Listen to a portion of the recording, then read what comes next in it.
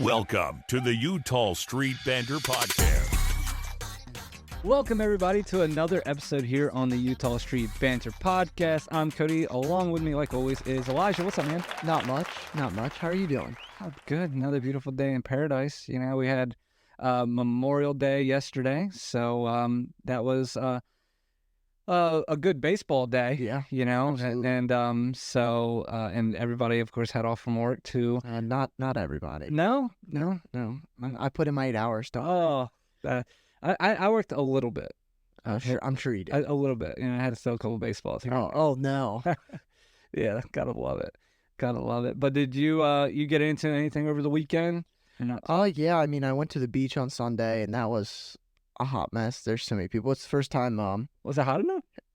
It was decent. The water was freezing, but it was fun trying to get to there because the Cape and Logan State Park is where I was trying to go. That's where I normally go, to this secret spot the tourists don't know about. But they decided to shut down the entire park and not let cars in because how many people were there. Well, so what did you do?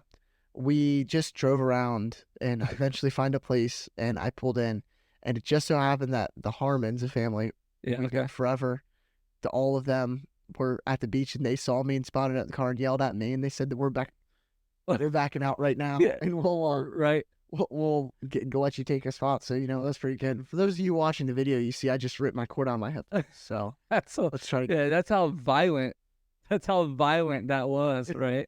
Well, I'm glad you did find a spot, because I can't imagine if we'd even have a table left. I mean, if I hadn't gone to the beach, I think just yeah, right. Oh, that's funny. No, it was nice though, and I went to dinner with my grandmother on Saturday because lunch, I guess, because it was her birthday. Oh, okay. Yeah. Okay, I thought you were just being a good grandson. No, Gotcha. No, my parents paid. Oh, Even though I'm working, that doesn't mean I have money. right. All my money goes to college. That's funny. Well, we were camping over the weekend, and no signal of anything. No Wi-Fi, which I know it's camping, but no antenna of any. Oh. Which if you say, well, you're camping, you shouldn't. Well, you pay to be at like one of these resort campgrounds. I guess you know what I mean. But so anyway, I was kind of off the grid. Don't even. Go off with Yogi Bear. Yeah, Yogi Bear. Not Yogi Bear, the catcher. Yeah. Yogi Bear though. Yeah, that would be. Yeah, the guy that's gonna steal your picnic basket. Your picnic basket. All right. Well, let's get started. Oh, We're not first. No. First, I told you. It's like I have this fact that I want to give you, and I think I could do it for a while. I found it. Do it for a while. Who was the opening day starter for the Orioles pitcher in 2014? 2014.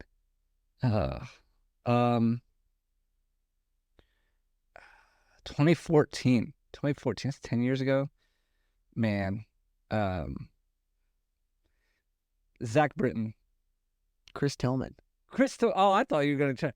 No. I'll give you okay, I'll give you 2011. This one's slightly harder. Bud Norris. Jeremy Guthrie. Whoa, I haven't heard that name in a while. Yeah, Jeremy Guthrie. Yeah. Okay, now we can get on to the sad part. So we'll try to keep the podcast light. Well, luckily we were, no matter what we say today, we were never that bad. That's true. This year. That's true. You know what I mean? It won't be any. Well, 2014 was good. All the other years were bad. Yeah. But I mean, even 2014, I didn't have any pitchers that I liked as much as I do now. That's true. We didn't have Corbin Burns. Yeah, and you had Chris Tillman. Yeah. Was Wei Yin Chen on that team? You think? I think so. Yeah. Wei Yin Chen. You had what was it? Miguel Gonzalez. Wow. Yeah. Remember the shirt thing? Oh yeah. The collar was like not right. You gotta love it. All right, well, we're going to do our recap real quick from the past week. We have not so great, and then thank God we have much better, because if not, this podcast was going to be very sad the whole time. Yeah. Real somber. Just right. Melancholy. Oh, here we go. I got to prove I'm smarter. Yeah, I hear you. But anyway, so let's get started. We're going to talk about it was this game 2 in the Cardinals series, because last week we finished off on game 1, which was a loss, obviously. But game 2 was on Tuesday last week, and we lost that game too, because apparently the Orioles can't hit Lance Lynn.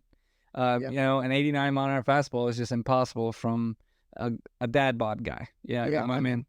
It's a frustrating thing because we had a rain delay there, so Yeah, you played 6 that's true. innings, tied Yep. 1-1, and go in and I mean, what can you do when the 2 guys you go to in your bullpen for that game on the second part of the day, Webb and Aiken, they both gave up a run apiece. Yeah. I mean, Bradish did well. I mean, that's yeah. Bradish. I mean, I don't know. He went 5. You like to see. I guess compared to his previous start, it's better. Yeah. That's true. 6 strikeouts. I feel like I expect more from him, but that's also probably my fault, not his. He's Yeah. coming off an injury. Yeah. It's impressive he's able to do anything. Yeah. And I mean, Mateo had a nice RBI double, but we had 3 hits all game. Yep. You can't tell me the guy that's given up most home runs in baseball, I think 2 years in a row now. Yeah. You can't do anything against. We have the most home runs in baseball, I think. You can't tell me we can't hit at least one. Right.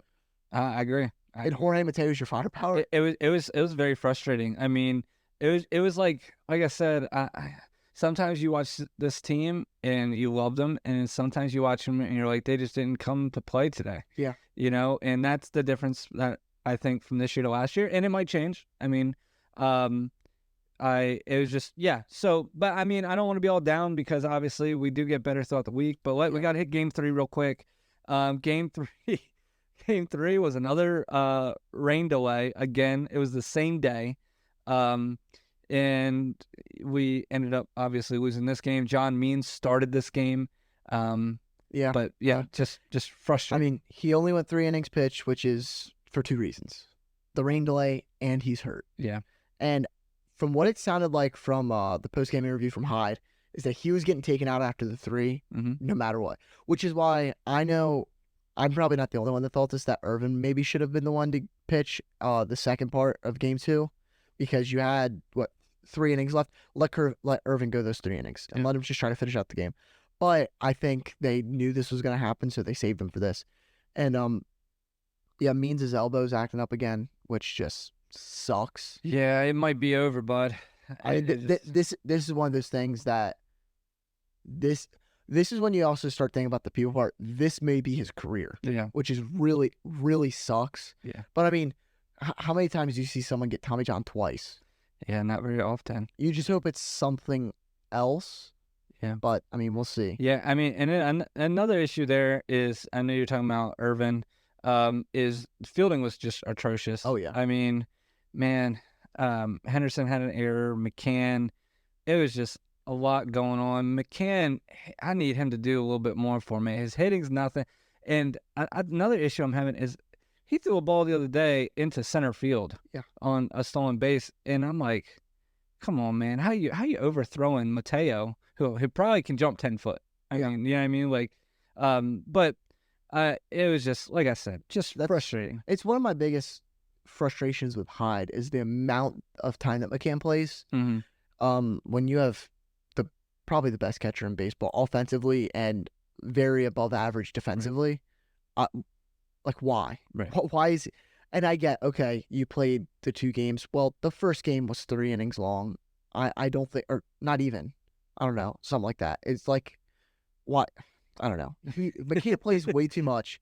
Here, this is what I will talk about. Obviously, Irvin gave up the 3, but we didn't do really good, right, at all.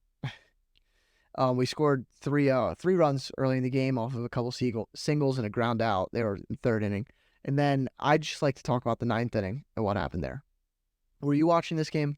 I think so. So we have Hayes comes up, hits a single, right, and then Mullins hits a single, and Hayes gets 3rd. First and 3rd, Kyle Stowers comes up, and I'm sitting there. I'm like, okay, this is perfect. Stowers, this is your time. This is your if all else fails, get a sac fly, bring a run, and that's what ends up happening. Crushes the ball to the fence. Yeah, I'll give it. Lars Nootbaar made a great catch, but and then it just all went wrong. Hayes tagged up. Did what he was supposed to. What did Mullins do, Elijah? Mullins was already halfway to 3rd base. But he was scoring. The ball dropped. He was scoring, but the problem is the ball didn't drop. And he got doubled up, and that's basically that. Like when it was 1st and 3rd. I'm like, we could tie this somehow. Yeah. It is plausible. Right. And then as soon as that happened, I'm like, yeah, we're done. That's a momentum killer right there. Sure was. Double play, the 9th thing, but I don't know. And while we're here, we might as well talk about the streak. Yeah, so obviously the streak is over. I can't remember how many games it is. So 106 from it started in a series in Detroit on May 13th, 2022. Right, our regular season. And the series after that is when Adley Rutschman got called up. Right. And it's we're third all time. The only two teams above us are the 1906 Cubs from 1906 to 1909 and the 42. There's only like 3 other teams they played, right? No, okay. Yeah, half the teams that were there were named after like chewing tobacco. Yeah, or something like that. yeah. Yeah, and then you have the Cardinals in the 40s, which they were really good teams there. But yeah.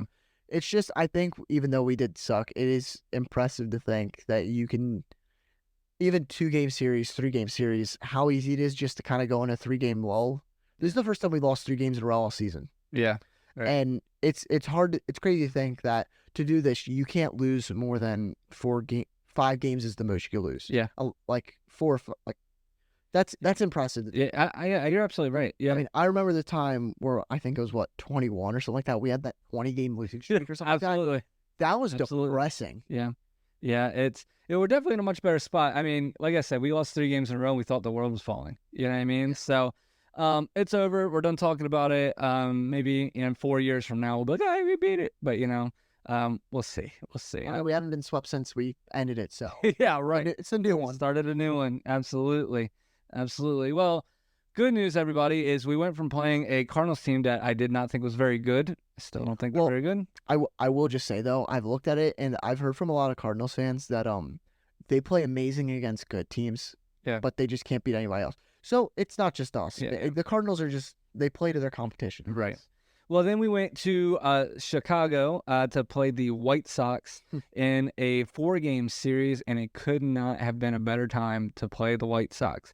Yeah. Our pitching did okay. Our batting still on and off. Our pitching on and off too, but luckily we're playing a team that we could control that, try to get back on track. Grayson Rodriguez started this first game of this series against Clevenger. So luckily Mike Clevenger was off a little bit, I guess. And Grayson was a little off too. Didn't do awful though. He struck out 7. I mean, I say off, right? And then struck out 7. But if you watched it, I don't know. They're playing the White Sox. Come on, guys. He only gave up 2 earned. Did well. I mean, so the final score is 8-6. The final few innings of that game were extremely, extremely, extremely frustrating because we just brought up Heasley, right? We just brought him up, and Elijah's going to talk about this, but right after this game, we sent him back down. Yeah. It was, I mean, I don't even know what to say. You're going against let's just put it this way. You remember last year, if you're talking about stats, you're like, oh, you're really out of 29. It's not out of 30 because the A's are so bad. That's what the White Sox are. Yeah. If you're 29 in something, that means you're last. Right. Because and that's an offense that we gave up 4 runs to with how many outs, Cody? How many outs were there? Well, 1 out? We got 1 out. Yeah. They scored 4 runs. Right. Yeah. Ridiculous. Well, we didn't. Well, Heasley did. You know what I meant. Yeah, Heasley. And I mean, Cano came in. The Tide came in and couldn't. Luckily, sent back down. Yeah. Luckily, the Tide came in, and then we let the Tide take him back out. Did you like that? That was good. Okay. Come on. Okay. Come on. But Cano didn't do great either. I mean, he didn't give up any runs, but that's because all the runs that scored off him were from Heasley. Right. And then Kimbrel came in, and I mean, I think we kind of have to talk about this situation. It's a terrible call. Oh my God. Works out for us. Yeah. But yeah, you have ball and field fly rules called, and the runner on second was in the way of Henderson. Not really though. Not really. Henderson had to swerve around him. Okay. But So the rule book states this, okay, everybody, just to kind of give you a heads up. So if you didn't watch out, just hear me out really fast. I'm going to go through it really quickly. Pop fly right behind second base. Pop fly in front of second base, kind of like where the shortstop would stand, but in the grass. But the issue was Gunnar is playing in a shift, so he's behind second. There's a base runner on second base, and I believe it was Sheets, which is Larry Sheets' son, who used to play for the Orioles, Gavin Sheets. So when Gunnar went to field the ball, he had to go around Gavin Sheets, who was just literally walking slowly back to second because he didn't know where Gunnar was. So Gunnar had to veer out of his way by maybe a half a step, right? Like, let's put it this way: if he was a base runner, he didn't go far enough out that he was out of the baseline. Or Right. anything. No. Like, no. But anyway, and so he caught the ball, and then umpires called him for interference. It's the rule book. I mean, technically, but you gotta know the game. This is really, I think this is how it's called too. Is that yes, that is interference, but the whole point of the interference is that he can't. It's impeding on his play to the ball. Yeah, that didn't affect his play to the ball. It's not like it was a little blooper, right? Like it didn't, and it's not like he ran into him and held him there. I think it's. I mean, yet again, we get a win out of it. As an Orioles podcast, he was completely in the way. I'm so glad they made the correct call. Yeah. Because no, I'm just messing. Mad Dog. Yeah, Mad Dog. Yeah. No, Mad Dog. Yankees into it. Mad Dog doesn't even know that Orioles exist. Oh no, it's Yankees. Yankees. And it's Anyway, yeah. But yeah. So our offense did good. Yeah, our offense is good. We scored 8 runs, but this game should have never been close. That's my issue with this game is the White Sox scored 4 in the bottom of the 9th. It's 8-2 going to the bottom of the 9th, and you're just kind of, done with this game. Yeah. Absolutely. But yeah, so the next day, the Orioles, it's Friday night, last Friday, May 24th, and the Orioles again play their second game of the 4-game series against the White Sox. Orioles win this game 6-4, thank goodness. Corbin Burns pitches, and it wasn't, in my opinion, I thought this wasn't the Corbin Burns that we wish we always have. You know what I mean? Like, he struggled a little bit here. 6 innings, he struck out 6. That's your good stuff. But he gave up 7 hits against the worst team in baseball. 3 earned, 2 walks. It is what it is. Cano came in, blew the save.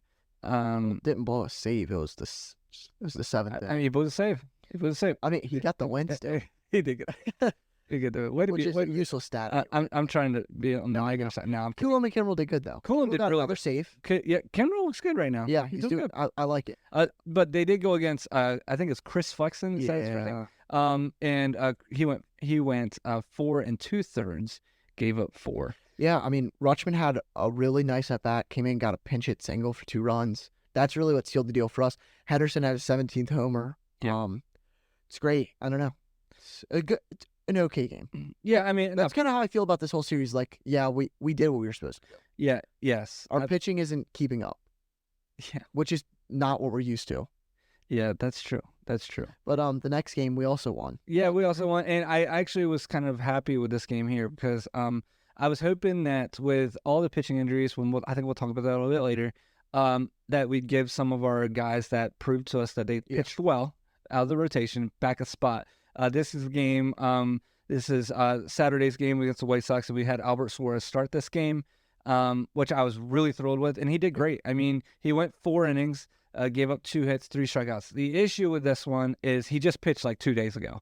So and he threw a mess of pitches. Yeah, I think in the 4 innings he had like 80 some pitches. He was really laboring every at bat. He did throw 80 pitches. But, yeah, it's not bad. I'm fine with this. Yeah, and then and he went against I think it's Eric Fetty, which is I have some stuff I'd like to talk about Eric Fetty. Okay, I'm not upset at all about us not hitting him.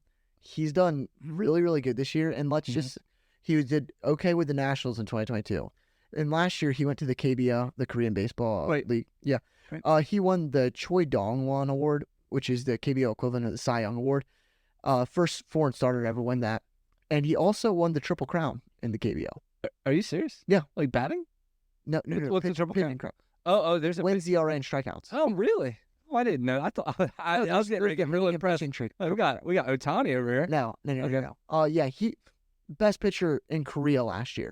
Right. And the Whites. Good for him. Yeah, he's done really, really good this year. Yeah, because he was a national for a while, and I guess he lost his spot. But good news, everybody. And if you follow our social media account, you saw my cheeky post.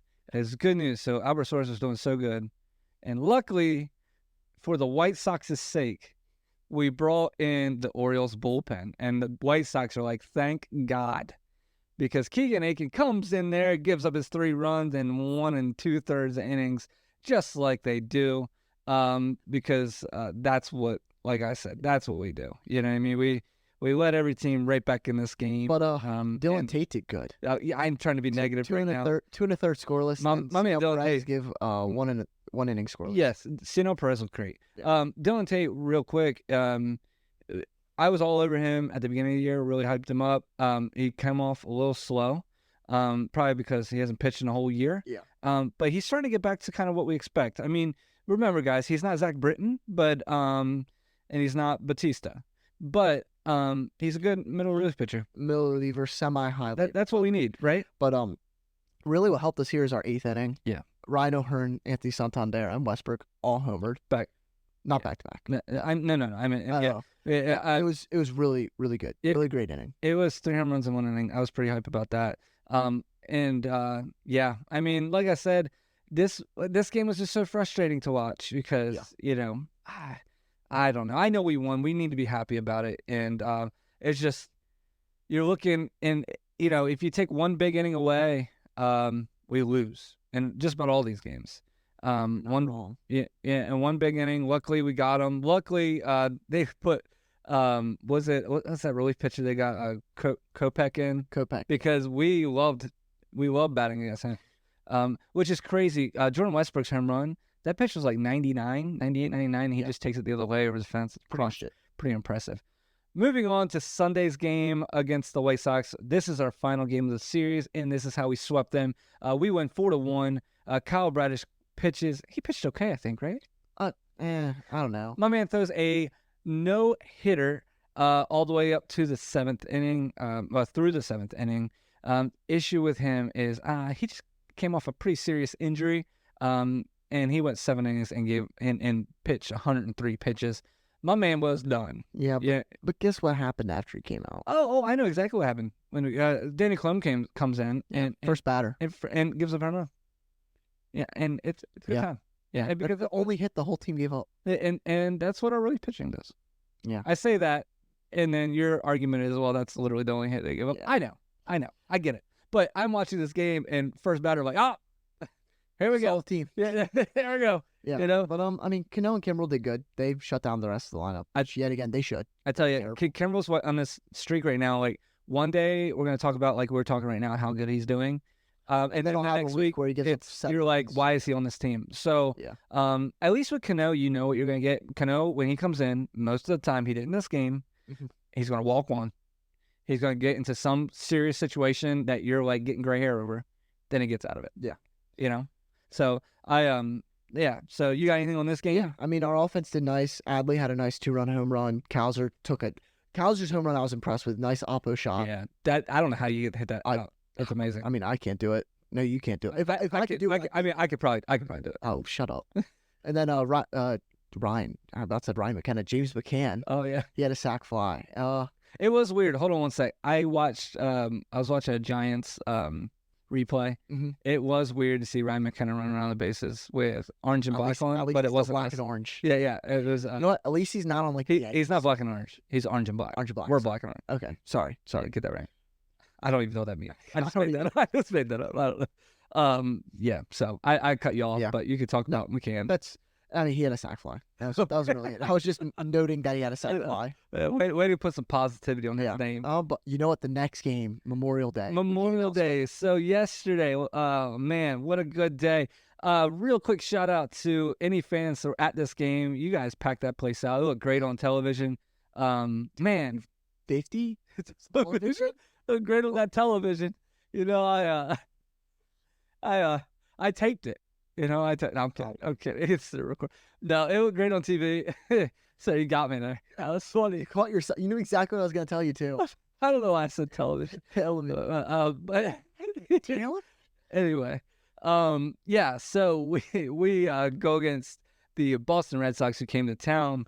Like I said, it was on Monday, yesterday, May 27th. They didn't know Randy Johnson was Randy Johnson, yes. Now, if you watch this game, your boy Cole Irvin got himself into a couple pickles. Yep, but he got out. And one time there was bases loaded with either one or no outs, and he gets out of it. Because he's the best.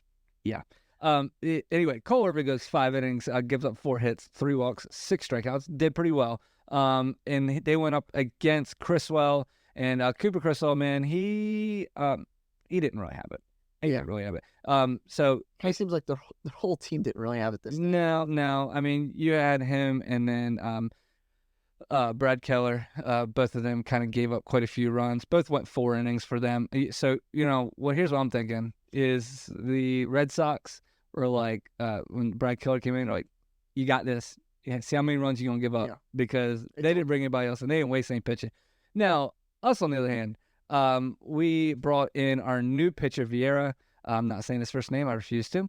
And he gave up 3 earned. Doesn't sound too bad, except he didn't get 1 out. He came in the 7th, didn't give up 1 out, gave up a hit, which then led to 3 earned runs. Walked 4. 4 walks and a triple. Not we just traded for him. Good news about this, I don't know if you're going to talk about it more, but good news about this trade is it was sort of like a trade that we did with the Mariners earlier with Bauman. Basically, he was getting ready to get on waivers, so we gave him we gave him somebody just to kind of clear that, to get somebody. The dude throws hard, which doesn't really know where the catcher is, though. That's Elias's type, though. Yeah. Guys that are from like the Dominican Republic or anywhere in Latin America that throw hard, but not strikes. That's right. He loves them. I mean, that's what half. I mean, think about it. That's Cano, Bautista. Yeah. That's how they all were. The only problem with this guy, okay, is there's a major red flag here, everybody. If you're a father and you have a daughter, I have 2 of them. This is about the biggest red flag. He has a nose ring, like the one like on the top, like that. That's a red flag. Like, you shouldn't be on professional baseball. You should be like, hey, you know what? I red flag there. If you have a nose ring, you listen to this podcast, and I think it's the best idea you've ever done. But everybody else, I mean, but now for real, my man looked lost. I don't know how much worse your opening your first game ever with a team have been. Yeah, I don't know how you could do worse than that. Yeah, but let's get away from the negatives. No, there's a lot of positives. Webb, Perez, and Tate all did really good out of the bullpen after the mess of Vieira. Rutschman had 2 RBIs. Mountcastle had an RBI. Stowers had 3 doubles. Dude, Stowers had a heck of a game. 4 RBIs. He didn't get out 1 time. Yeah, he did. Did he? He was 3 for 4. Yeah, I thought something happened there. Oh, sac fly. Yeah. I think, right?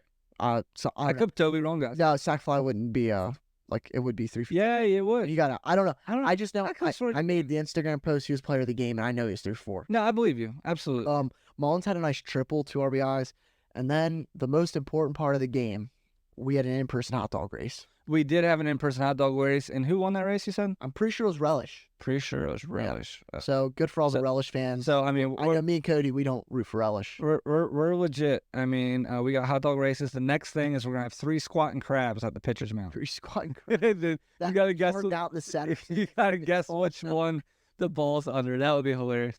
No, but anyway. Next thing, John Denver's performing live at every game. That would be legit. Yeah. Or can I just get... Is he alive still? No. Oh, he died in a plane crash a really long time ago. Yeah. I forgot about that. Yeah, so that's gonna be tough. Yeah, that's gonna be. I think that'd be more difficult than. Is that or the crab more difficult? Well, the crab's possible.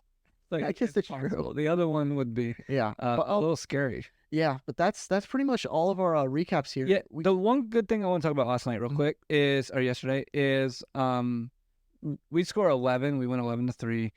No home runs. Right, so it's kind of nice where, just to talk real fast, it was sort of like we had a big 5-run inning in the 4th, a 4-run inning in the 7th, but we scored 1 in the 2nd, 1 in the 3rd. It was kind of like every inning we're just hammering. I really like to see that, and not just the one big inning that we were hoping and praying for throughout the game like we've been doing. So, really happy with that type of play, especially against the Red Sox, who aren't awful. Like, you know what I mean? Like, it is a team that we have to beat because we're getting ready to have the Rays, too, here in a few days. So we need to take advantage. And the Yankees don't know how to lose, so we just need to keep doing what we're doing. But if it does make you feel better, I saw a pretty useful stat that MLB put out there is that there's only been 1 year in history that the person on Memorial Day that's in first place, all the divisions were in first place at the end of the season. Really? Yeah. What year was that? 1995, I believe. I thought I had him. I thought I didn't know what year. No. I don't have that pulled up anywhere, guys. Yeah. That's just off the dome. That's off the dome. Off the dome. But so we have some trades and roster moves here that we could talk about. The first one we mentioned before is the Michael Baumann trade. So Baumann got DFA'd, and for those of you that don't know, basically the way DFAs work is you have 7 days to either trade him or put him on waivers, basically. Right. And in those 7 days, teams could kind of take claim, which is what the Mariners did, because the way that works is you have all 30 teams are lined up, and it's in order of worst to best record. And so whoever's worst would be the White Sox. If the White Sox wanted him, they take him. No one else gets a chance to take him. Right. But teams like the Orioles, we do this a lot. We did it with Ryan O'Hearn and a couple other players, is that we'll just trade. Right. Normally it's just cash or something to just jump the line and take that player. So the team's still getting something. Well, this is what the Mariners basically did here. They wouldn't have been, and basically what I take is the reason that it took so long and that we actually got a prospect is a lot of teams wanted Baumann and they had to fight for him. So the final deal ends up becoming Mike Baumann and Michael Perez, a catcher, sent to the Mariners for their catching prospect, Blake Hunt. Okay. Which there's multiple reasons that I see this happening. So the Mariners have a prospect called Harry Ford, one of the best catching prospects in baseball. So they don't really need a catching prospect. Okay. And Michael Perez was our third catcher right now. Right. He was the platoon guy. He was going to come up sometimes, the shuttle guy that's in Baltimore in case someone gets hurt or something like that. I think Blake Hunt takes his role right now. He's never made his MLB debut, but I think that's what he is because he's way more better offensively, and his defense isn't terrible. Okay, so it's serviceable, and I think he's Adley's backup next year. Oh boy, that's a bold statement. But yeah, who else is it going to be? I mean, we're not. I don't see us resigning McCann. No. He's going to be too expensive for us for a backup catcher. Yeah. And then Baumann, sadly, he was going to, as soon as we DFA'd him, we kind of knew. We had talked about it last podcast. He was going to be gone. Yeah. So it sucks, but I have Blake Hunt's stats pulled up right here. This year, he has a 300 average and 80 at-bats. Okay. So that's not terrible. 5 home runs. I know his first game as a Tide, I think he had a home run, I'm pretty sure. He's probably going to hit a home run every game. Yeah. I mean, he's the best player in history. I mean, yeah, all the time. But and then here's who's Adley, Arch? I don't. Okay. I'm just kidding. But now another move we have here is a trade with the Brewers, which this is an interesting one. Yeah. So we trade away Garrett Stallings, who is a pitcher. He was starting for the Tide. We received him and the Jose Iglesias trade. Right. Him and Gene Pinto, who is injured right now. But Garrett Stallings, and we get back in return the guy, the first name that Cody didn't want to say, Thiago Vieira. It doesn't look like that. It looks like Thiago, but it's Thiago. I fact checked. Yeah. He's just mad. I checked. Yeah. And then this other guy that I couldn't figure out how to pronounce his name, I'm gonna guess Anuris Rodriguez. Okay. He is. Let's just put it this way. He's a year younger than me, or older than me. I mean, he was born in 2004. Jeez. He's a flyer. He's the extra piece. He's either going to win 45 Cy Youngs or never make it past AA. It's one of those guys. And then Thiago, we saw him today. Or not today, sorry. Yesterday. He did really, really bad. Really bad. Yet again, throws hard. So we'll see what happens. Garrett Stallings has struggled this year. He has a 5.67 ERA in 27 innings. So, I don't know. Kind of just swapping pitchers. Maybe they like him. We'll see what happens. Yeah. And some other moves that we have is Dean Kramer and John Means have both been sent on the IL. Kramer, that blister that's been bothering him, and Means his elbow. And then Jonathan Heasley, Nick Vespi, over the past couple of days have been called up and sent back down. Yeah, I mean, we saw Kramer the past few times.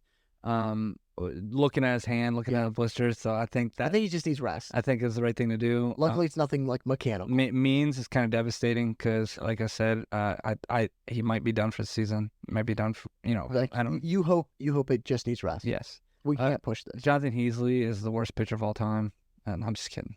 But no, it was just so bad. I mean, so bad. He's yet to have a good outing. That's not true. He probably has, but it just doesn't feel like it. Nick Vespi's probably the only one that didn't deserve anything. He didn't do anything wrong, He just, I had it up earlier, and I was reading it off to Cody. It's it's too much to, I think since 2022 when he made his debut, he's been called up and optioned again at least like 30 times. It's crazy. Like it's like a crazy. Like I couldn't believe how much it was. Yeah. But I mean, the issue right now is our bullpen, right? So I mean, that's kind of what we've been talking about as the biggest hole. When our starters, and I can't believe I'm saying this because if you would have told me that our starting rotation right now at the beginning of the year, I would have been so like nervous. Yeah. You know what I mean? And our starters are doing great. Yeah. Our bullpen is just lost their mind. It's just, I mean, Danny Colomb is one of the guys that we've depended on for the past 18 months. You know what I mean? And then Cano also. Cano really misses Bautista. Yeah. You know what I mean? And you know who else might be missed is Dale Hall might be missed a little bit in this bullpen too. Just having that power lefty. We have to make two big moves. We need two. We need to. I mean, you want to. I just want to see at least one. We need to start. But like you said, Colombo, Cano, over their past 5 appearances, they've each given up 3 runs, which is that's not really what you need from your 2 top guys in your bullpen. Right. That's true. But we kind of just wanted to figure out who we could trade for, maybe. What could we trade? And I know I came up with a list of these players. You don't like some of them, specifically one. I like him, but... Oh, I like him. It's just not going to happen. I have a list of names from people everyone knows to people that not everyone knows. Okay, let's hear them. Okay, so I'll start with some players I think we could trade for. I've mentioned some of these before. I know 1 or 2 of them are per video, though. Ryan Hesley. Okay. Great reliever for the Cardinals. Love it. The Cardinals aren't doing great. That's tomorrow. I think Hesley, out of this list I'm about to give you, I put him as probably top 2 most reasonable. Okay. Tanner Scott. I love it. I think the only way right now. I think the only way we don't get him is we get outbid. Yeah, because he's going to be wanted by a lot of teams. Any off the top of your head, you know how many years he has left on his contract? Any idea? Do you know? Okay, no, it's okay. It's probably 1 or 2. Yeah. If it's 2, then they're going to want a lot for him. Yeah, I don't know.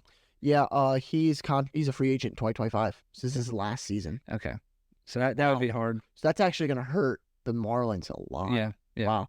But so yeah, I have those 2. Then I have another one that I've not brought up before that I looked into his stats, and the team he's on is not really doing great. Right. And I think I don't like trading in our division, right. But Kenley Jansen's been doing surprisingly well. Yeah. And could help just fill in. Yeah. And then it would be him and Kimbrel, I guess. You know what would be crazy is they're battling each other for the saves. Oh, if we put them on the same team, it'd be like, hey, I'd rather game one bad round and you're done for the week. Now the other guy gets it for the whole week. Oh, that would be dude. Like a chart in the locker room. Can we do this? Yeah, that would be right. And that's the only thing that kind of sucks there is yet again, it's the Red Sox. You don't want to trade with a team in the division, but if you give them a couple like nobodies that are high prospects, but no one really knows, maybe. Wait. This other one, I love his name, Jojo Romero. Yeah. He's been doing really well this year, surprisingly well. He's also on the Cardinals. He has a 1.3 ERA. Right. That's pretty good. Doing well. If the Cardinals could just hit, man. Yeah. You know what I mean? Like they're like even Kyle Gibson is having a great year. Yeah. Sorry. No, it's all good. Yeah. But I think out of this list, he's the most likely. Okay. Just because he's more risky than the other names. Right. He's more the one. These other ones, they're going to be the same. Joe Romero's the one that next year could come out here. He might be bad. Right. And then the next one is the one you don't agree with, Emmanuel Clase. He's on one of the best teams in baseball. They're not going to be that for long. They're the third best record in all them and the Royals are going to have a rough summer, and by the deadline, well, I don't think the Royals will sell because they don't really have too much to sell. The Guardians will be sellers by the deadline. I hope you're wrong. I mean, I would love to have him, but you hope I'm right. I mean, I hope I'm wrong. Yeah. I hope you're right. Yeah. And then who? Okay, so here's my question. So we got Ryan Hesley, Tanner Scott, Kenley Jansen, Jojo Romero, and Emmanuel Clase.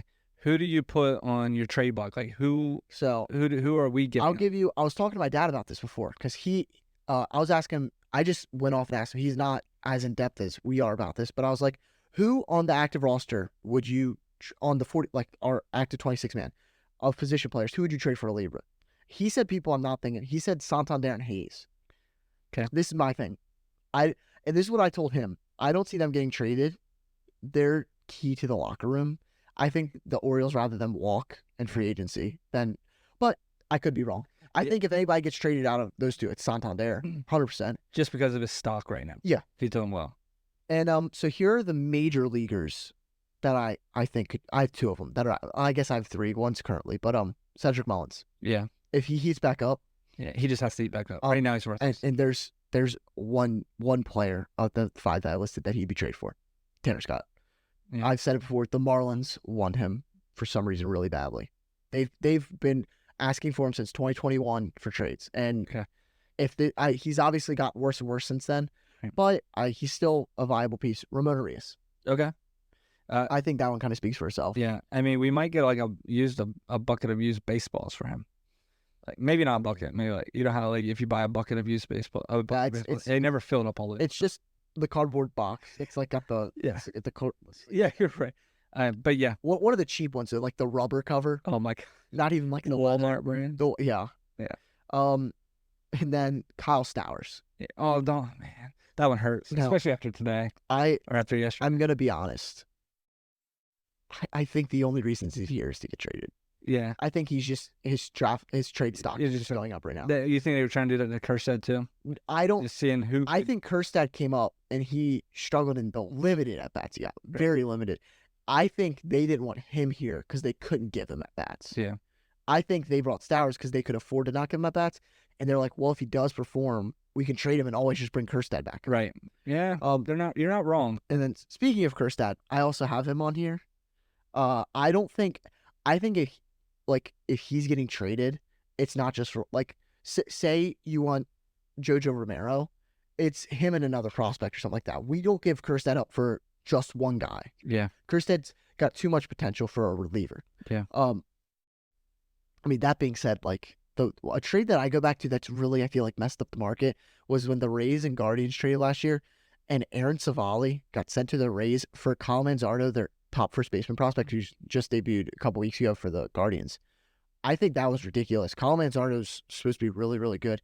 I feel like that's messed up the whole market for trades, and it's kind of set everybody. No one knows what to expect for a reliever anymore, because it could also be the same thing that the Cardinals are thinking, Ryan Hesley's so good, Kerstad for Hesley straight up. Yeah. Which I don't see that as worth it at all. No. I agree. And now I have some minor leaguers. One definitely makes sense. Some other that are kind of deeper that I think only certain teams could really deal with.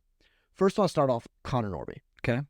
I keep saying he's going to be traded, and he's not been yet, and I don't know what he's here for. He's played so much time in the minor leagues. Yeah. I really hate it for him, because I mean, look at this. He's played 45 games in AAA this year. Played 138 games in AAA last year, and played 9 in 2022. He's played over a full season in AAA. Right. You can't just hold it. It's not fair to hold him there for his progress. Yeah. And for the team, because this is at the same time, I think he could come up and be a better offensive producer than Ramon Arias or Jorge Mateo. But the problem is you can't get rid of those guys. Right. And you're kind of stuck with him, which has been the problem for a while, and that's why I think he's going to get traded. Now, these other three, I've talked about one of them before. The other two a lot of these are kind of based off their spring training, and it's potential, not stats based. So I'll start with the position player, Matt Horvath. So are you familiar with Matt Horvath? No. Okay. So he's third baseman. Okay. And he's currently in Aberdeen, right? Okay. High A. He was our second round pick overall, 53 pick last year. He has not done good this year. He's batting 202. Okay. 309 OPS, OBP, 658 OPS. Not great. Yeah. I'm not going to try to lie to you and say it's great. But he's going to be good, and he's going to be a major leaguer at some point. Right. It's not going to be soon. I think this is one of those flyers that say you have a Ryan Hesley, you do a Matt Horvath and some other decent prospect. Yeah. Yeah. Like say you have they want Connor Norby and they give you some other prospect, but they're like, we want a little bit more. Matt Horvath's a top 30 prospect, and he has series potential. Okay. I have a pitcher here, Justin Armbruster. He's done really bad this year too, but he's going to be good too. He has a 9.32 ERA in 37 innings in AAA. AAA. Really bad. But let's also look into perspective.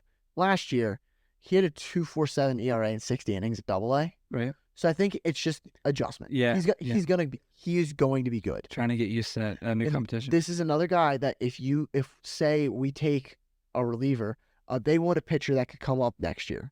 That's someone that's not. We're not guaranteeing him. We're not gonna give him a Chase McDermott. Yeah. This is someone decent. And then my last one here. This is a piece that could be added onto like a Connor Norby or something. Okay. Alex Pham. Okay. Are you familiar with him? No. Is he rated the Tony Pham or Tommy Pham, whatever? No, Tommy Pham. I don't believe so. But so he's Alex Pham. He's a AA pitcher. He's got a 6.87 ERA. Not good, but he did really good in spring training this year and surprised me against major leaguers. Right. And I just think he's gonna take time. I mean, I think he has potential. He's in AA. He's AA. Okay, Bowie. Gotcha. That's my list. And I could go on and yeah. I even think you could look at some. I don't know. I don't want to try to say like let's be honest. If a really good package comes along for JoJo Romero and Ryan Hesley, what's holding us from sending Enrique Bradfield over there? Oh man, I think but he takes over Cedric Mullins. Colton Cowser not play center for the time being. Man, after he robbed that home run, he can play wherever he wants, right? I mean, that's the stuff that yet again, I'm not a GM, so I don't construct these. Yeah, I'm glad I don't. Yeah, right. I wouldn't sleep at night. If I had to. I think the biggest thing to just remember, everybody, is that we're trying to win right now. Right. Yeah, this is for the near future, but this is what I'm also this is with the hope that we're able to draft and keep up our talent. Yeah. We're able to keep developing all this talent because all of these players, I could give you 15 players. All of them are from different draft classes. All of them are from draft in 2017 up till this past year. Right. And they all are different varying levels of still being good. Right. Yeah. And I think it's going to be because if I go to like the Orioles top 30 prospects right now, there's at least 5 people in here that were from this past draft. And the thing I like to see is like our number 13, Braylon Tavera. He's on the Shorebirds right now in Delmarva. We got him in 2022 in the from the Dominican Republic. Yeah. Yeah, and that's a great thing that we have. Leandro Arias is an infielder. We also got him from there. Like these are these players that we're able to get. Yeah. And I'm looking at how MLB has their stuff. These are all players. Matt Horvath, he's not expected to make his debut till 2026. Right. Like these are all players that are still a while out. Absolutely. Well, hopefully, man. Hopefully that would be wouldn't that be cool next time we come on here that maybe we have another relief pitcher and we'll just like Elijah told us. They were listening to our podcast. I can tell you right now, if we trade any of those guys I just listed for any of the guys I just listed, I need to start. You need to donate money in it, so I can start predicting more stuff. Yeah, I feel you. Tyler Glasnow, Mookie Betts for Cedric Mullins. Yeah, that's even. And Dean Kramer. Yeah, and we'll send Dean Kramer back to the Dodgers without the blister. Oh, no, he can keep the blister. All right, everybody. Well, we can't thank you enough for joining us on another episode here on the Utah Street Banter. Elijah likes playing with our new bobblehead features. We're on YouTube now, so you can see us. Watch us live. You watch us here, man. Well, we're not live, but we're here. We're in person. It's not Saturday night. It's not Saturday night, yeah, right. But so anyway, so definitely check us out on YouTube, just to kind of see us, and sometimes you get some special interactions, you know what I mean? Definitely. And then make sure you follow us on Facebook, X, we're on Instagram, all under the name of Utah Street Banter.